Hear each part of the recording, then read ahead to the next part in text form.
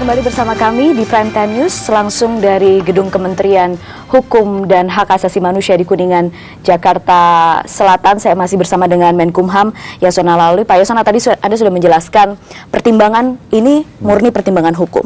Tapi tidakkah Anda juga memikirkan soal etika di sini, bahwa saat ini juga ada muktamar P3 sedang berlangsung, apa tidak Anda selesaikan dulu di sana, atau memang karena sudah masuk surat-suratnya? Ini kan juga kan, saya kan harus mengambil keputusan 7 hari sejak masuk memenuhi persyaratan. Dia sudah memenuhi persyaratan. Dan saya nilai bahwa itu muktamar sudah memenuhi syarat karena dihadiri oleh 844 pengurus dari sekitar 79%. Jadi sekitar 70% dari total pemilik suara yang sah, yang berjumlah 1.112.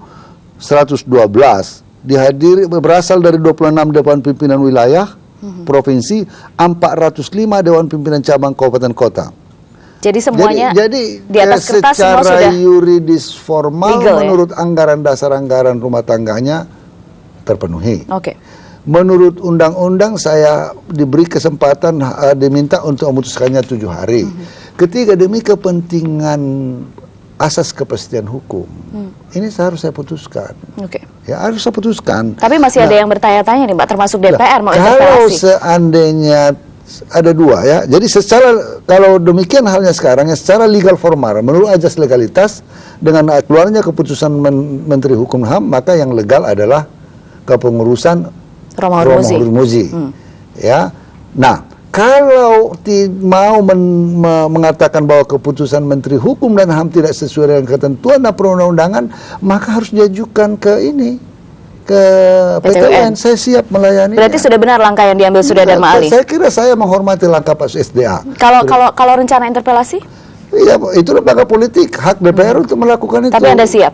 Oh tentu, lebih daripada siap. Tapi sebenarnya Pak Yasona, ketika Anda memutuskan ini, selain kepastian hukum, adakah tujuan lain? Apakah Anda memang ingin berusaha menengahi? Jadi saya kira begini ya, saya ini kadang dituduh ini kan politisi, tetapi saya kira teman-teman saya di DPR selama ini bergaul, tahulah bagaimana saya ya mengenal. Saya selalu mencoba meletakkan sesuatu itu secara proporsional ya.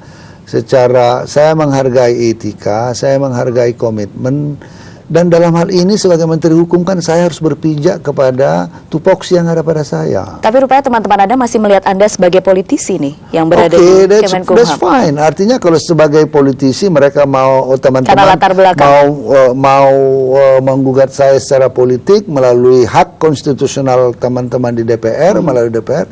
So silakan aja kami dari Kementerian Hukum dan HAM akan melayani, akan menjelaskan aspek yuridis yang melatar belakangi kami menerbitkan keputusan tersebut. Saya kira itu sah. Hak untuk mengajukan ke PTUN, hak di DPR untuk mengajukan interpelasi. Jadi kita siap. Pemerintah siap. Saya katakan setelah keputusan ini, saya melapor kepada Bapak Presiden. Saya yang bertanggung jawab Pak Presiden. Saya sudah mengambil keputusan ini dengan argumentasi ini. Pak Presiden mengatakan begitu.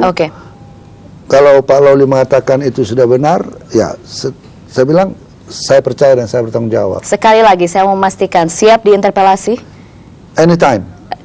Sudah diajukan ke PTUN, siap untuk menjawabnya? Siap. Baik. Jadi saya hanya meminta begini.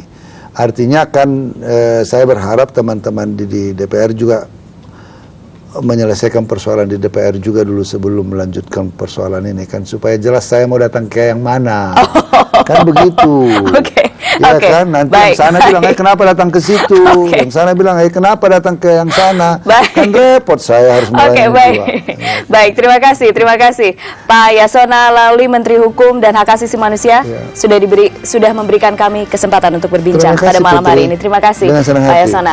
Dan sekarang kembali ke Zelda Savitri di studio. Zelda. Baik, Putri Ayuning Tias langsung dari kantor Kementerian Hukum dan HAM. Dan pemirsa, wawancara dengan Menkumham tadi sekaligus mengakhiri perjumpaan kita di Prime Time News. Tentunya Prime Time News kembali lagi untuk Anda besok pukul 18 waktu Indonesia Barat. Sampai jumpa.